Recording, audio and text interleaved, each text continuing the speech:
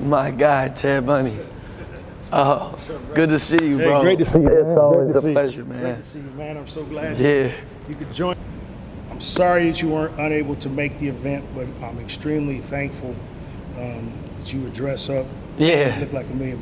Oh, I appreciate it. And come and meet with me today, so we can really honor you. I think for all of your accomplishments, personally and professionally. Yeah. Not only in basketball, but the things that you do in the community and the things that you do for so many people.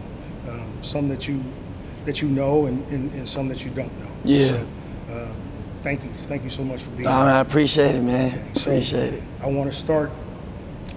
Let's go back and if we can let everybody know, when you came out of Minneapolis North High School, you had 0 opportunities. Yeah, no Division I offers, no Division II offers. So being in a situation to have to prove yourself, you took the one opportunity that you did have. Yep. And you went to Midland, Odessa in Texas, and even there, you had to initially sit behind somebody. Yeah.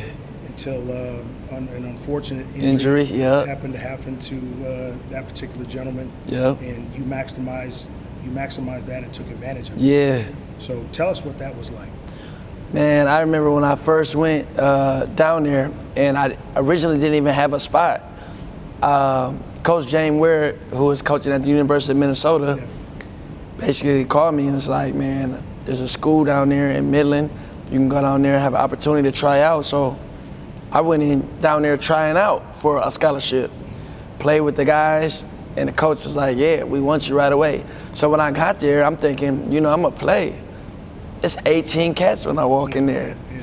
And so this is a shell shock for me. I'm coming from Minnesota. I see all these guys from Houston, New York, right. LA, 18 of them, and these guys can all play. So it's like, man, but one thing that I always had, my greatest gift is my work ethic. So, yeah, and that's what carried me through. So most people don't know, they'll find out tonight, is, I had the opportunity to coach against you at Minneapolis Patrick Henry.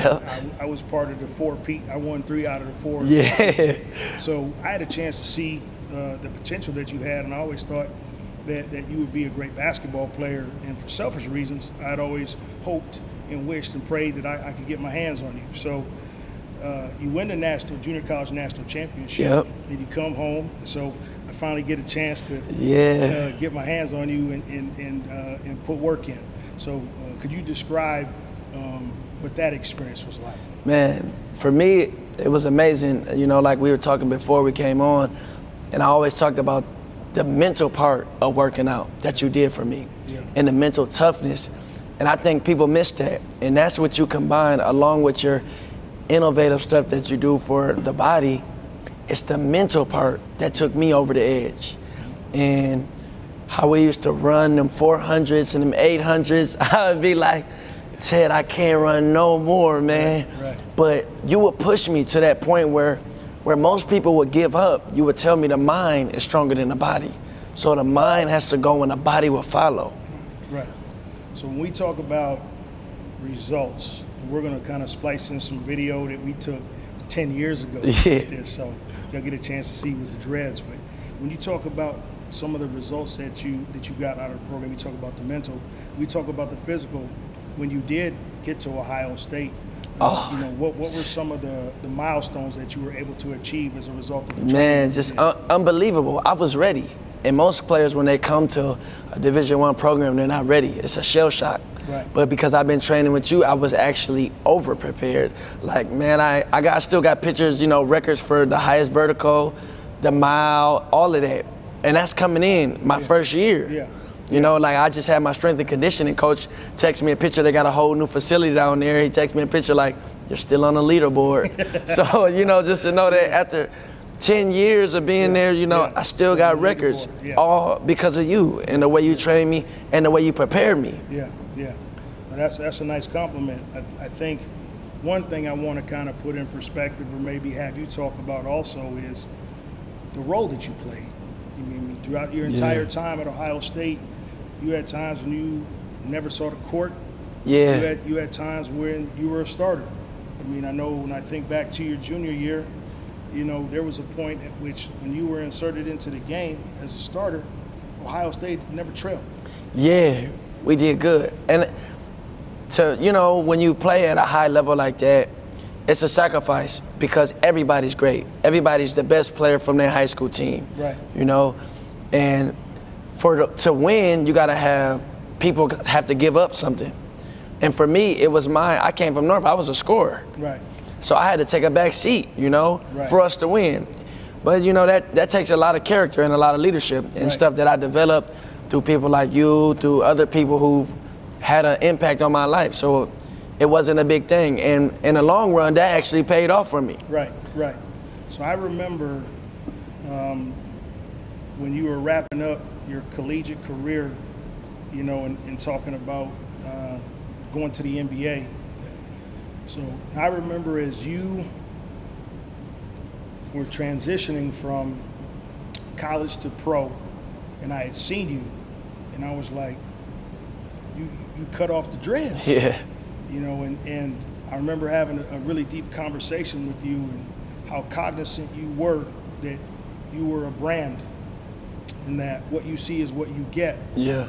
And that you did not want any general manager, scout to look at you and think this guy doesn't potentially represent my team and my organization the way that we want it to.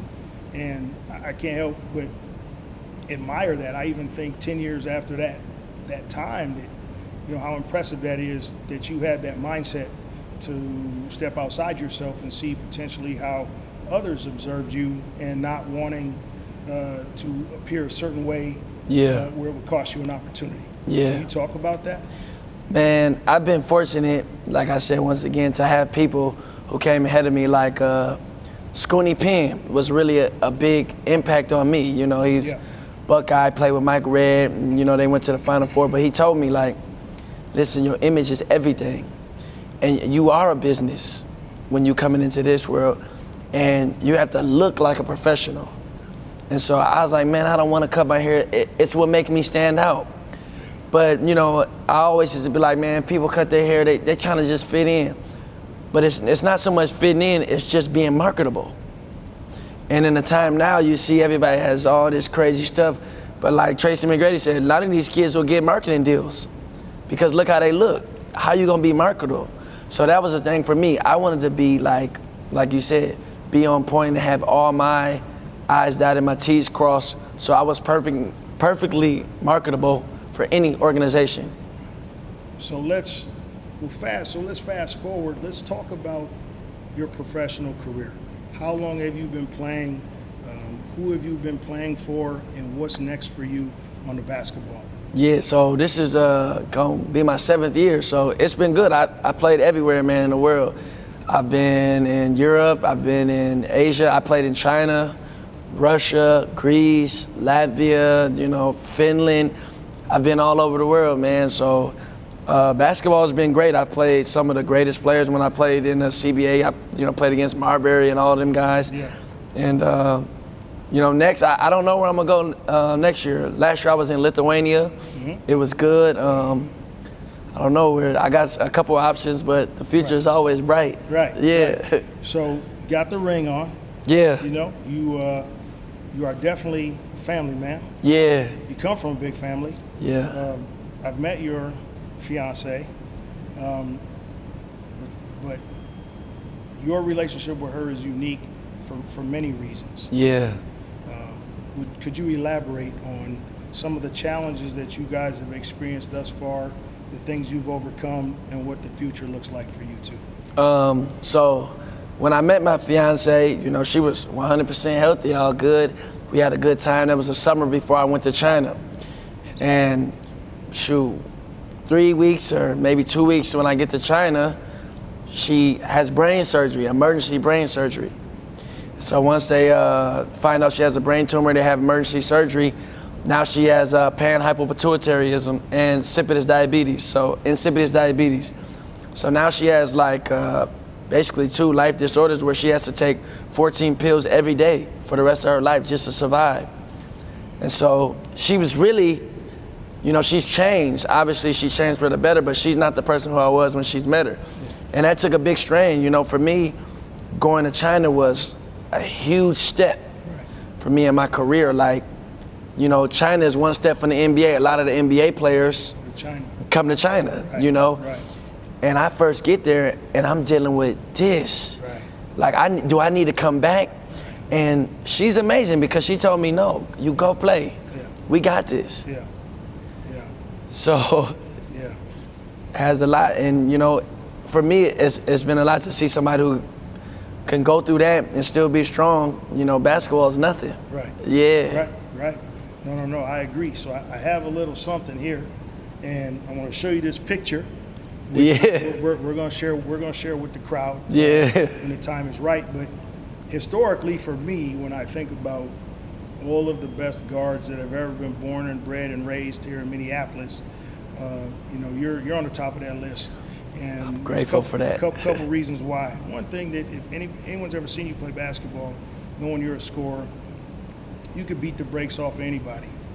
And the thing that I've always admired about you is your ability to transcend whatever you're doing in a pickup game to whenever you're doing organized coach, running a team, point guard, real basketball, what people call a glue guy. You've always been able to be that guy, but at any given moment, you can turn into slasher. You can score on anybody, dunk on anybody if you want to. So many of these younger guys can't transcend that role. You know, one of the things in the picture that we shared is, you know, one with Al Nolan. And again, historically, when I think about point guards, you know, we've had some great guys come out of the Twin Cities, and just want to let you know, obviously I'm biased, you know, but, you know, you're the best. Appreciate that. You know, and which is one of the reasons why we wanted to honor you tonight, you know, and for all of the things that you do in the community that go unrecognized. You know, I think now, you know, we're going to raise the visibility of some of the things that PJ Hill does. Would you care to expound as we wrap up this on kind of your legacy as a Minneapolis point guard, and how you feel and where you rank amongst the best of the best? Man, I wish I could say I was the top, you know, but it's a lot of great players who came before me that I watched. Number one being Khalid. You know, I came behind Khalid. In my eyes, Khalid is one of the greatest. You know, I looked up at Khalid, and he had a lot to do with my success. And then even guys who were right before me, like Lawrence McKenzie, who is, you know, one of the only, he was the only at my time, 4-time state champion. And then I had Cam Taylor, who was at the school I was at. Cam was good. And so I fall behind. I mean, you know, I'm in a long list of great guys. Al Nolan, who was unbelievable for the youth. You know, he had a bigger impact than I would say I would have had, even though in high school we were, you know, both scorers. You know, he got a bigger role at the youth. You know, obviously my team went farther, and I was on a better team at Ohio State, but so, you know, that's my legacy I want to live. You know, not only do I want to be able to make it, but I want to be able to give back and give the hope to the young guys that, you know, them guys did for me. You know, I remember getting in Khalid's S550. And he was like, no, you can have this one day, you know? And when I was first able to get my first luxury car, and I was like, wow. And then I get some of them guys from North and let them ride in my car. And I said, this is nothing. This is coming for you. You just got to stay the course. Awesome, man. I appreciate you coming out. Yeah, man. I appreciate everything that you've done for me.